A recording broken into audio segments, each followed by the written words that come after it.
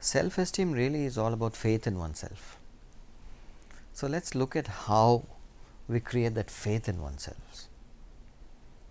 It's all about track record.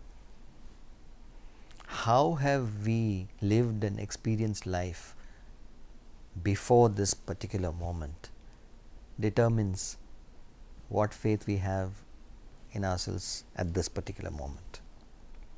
It's like a person's reputation. A person's reputation is built on his track record of competence and reliability and honesty and integrity, isn't it?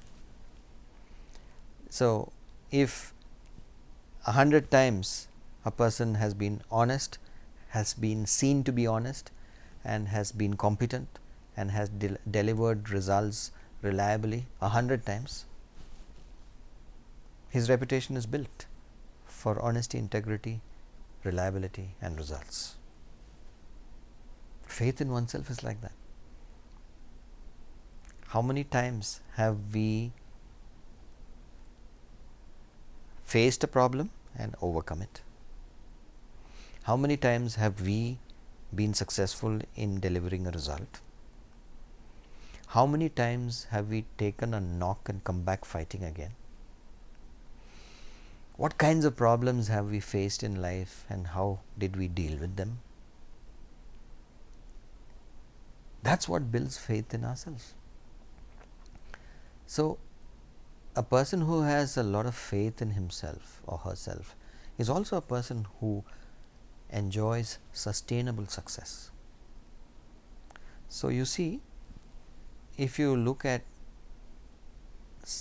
success as being contributed by several results, success is sigma results. Over a period of time, if you have result 1, result 2, result 3, result 4 tending towards infinity, result n, and you sum it up, that's success. But if you look at the stream of results R1, R2, which we will call micro results, under micro results R1 is contributed by self-confidence. So, when you have R1, you also have C1, which is actually self-esteem, SE1, self-esteem 1.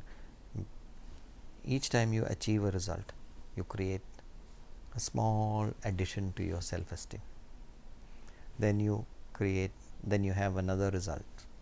You add and you add and you add, and so your stock of self-esteem becomes bigger and bigger with each experience that you look at positively and learn something from, and in which you succeed in overcoming.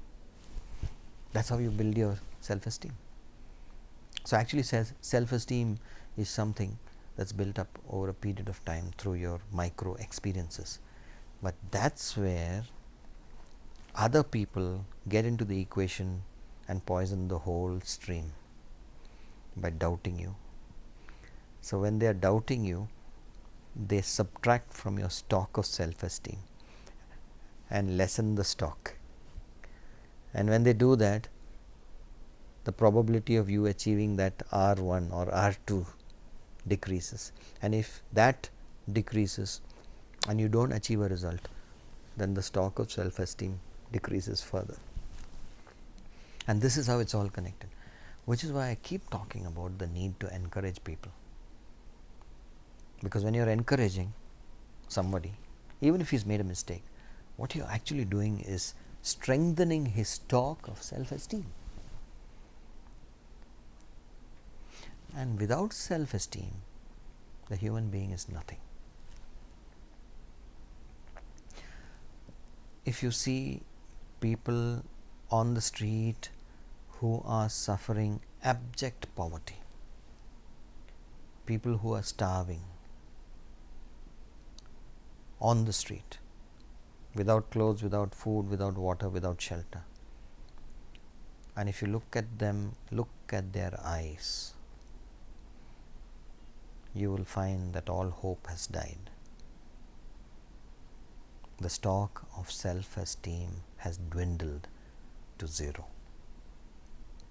They have lost not their clothes, not their material possessions, but they've lost the will. And they've lost the will because they've lost their self-esteem. And people all around them are culpable for destroying that human divine being's self-esteem. And no sin is greater than that. It is not for nothing that Mother Teresa once famously said that of all the kinds of poverty, the greatest poverty is the poverty of love, and which is why she embraced lepers. What was she doing? She was showing the leper that humanity is divine, and she was loving that person as a human being, and thereby building that person's self-esteem. That's what it's all about, isn't it? It's not about making a few bucks here and there. You and I shouldn't so much be worrying about creating wealth, which will come on its own.